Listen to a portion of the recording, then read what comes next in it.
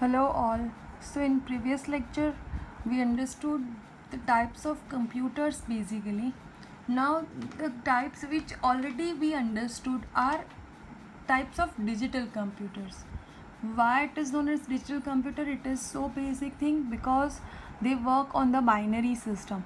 That means if you try to buy a computer or any gadgets which are in a bits, which shows you bits type of memory, that means if it shows the processor of 16 bit या RAM of 32 bit या 64 bit, that means those are digital, right? So what is the meaning of 64? So it is 2 raised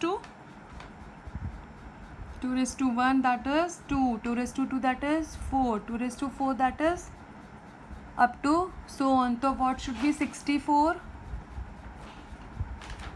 2 raised to 6, right? So the computers which we are using, if it is 64 bits, those are obviously 2 raised to 4. That means that have number of pipelining in it. So this are the today's topic is on the basic block diagram of those computers. See, you can see the block diagram. There is a microprocessor or CPU. You can say CPU, you use this in a general word, that is central processing unit, right? Double-sided arrow shows that it's a vice versa process. That means it can fetch and it can decode. Both the things can happen with this two system.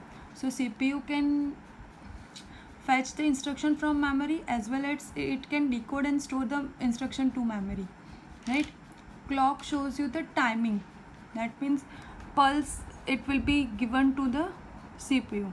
Encoders and decoders. Encoders are input which should be given to which is given as a command to the CPUs from the keyboard या mouse या any kind of devices. And decoders are those which are display devices या printer या anything which shows you which you had entered after processing or without any processing. So these are basically 4 or 5 types 4 or 5 components in a diagram of digital computer. First one is CPU. The CPU or microprocessor. In a general word it's CPU and in a technical word it's microprocessor. CPU or microprocessor is the most important part, or you can say it's the heart of computer. It carries out all the computation and decision making. That means which instruction to fetch, where to add it, where to multiply it, whatever you want to do, it can be you can do with the help of CPU. It also called microprocessor.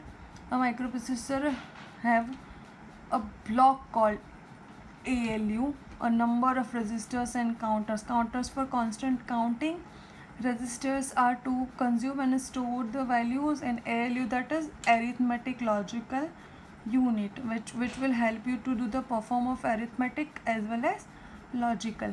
Now second part is clock. So what is clock? Clock is a signal form of rectangular pulse. Let me show you how does it looks. It looks like this. This is the pulse, okay, called clock, which is applied to the CPU in order to coordinate all the operations within the CPU and computer. It works as timing signal and used to synchronizing or sequencing all the operations. So it can help you to carry the instruction, it can help you to store the XYZ the things. Third is memory. Memory having two parts, program memory and data memory. It is quite simple. A set of instruction is called a program written by the humans. So humans are going to write a program and which will be in the language of computer understanding. Such a program are entered into computer using keyboard and stored in a part of memory called program memory. So the program which human write can be stored in computer are known as the program memory part. The second one is data memory. A CPU then fetches the instruction one by one and given to the sequence. If you give some command, those command can be fetched by the computer from the data memory. So the memory from where the CPU can fetch the data, right? There is another portion of memory called data memory, which is used to storing the information that is being processed by the computer. So sequentially process is ongoing, and if you wanted to fetch it turn by turn, it should be helpful by the data memory. Then fourth one is I/O devices, which are input output devices, which are encoders and decoders. Encoders are used for coding and decoders are used for decoding. So these are parallel devices. You can encode and decode them together. CPU communicates with the outside world through the I/O devices.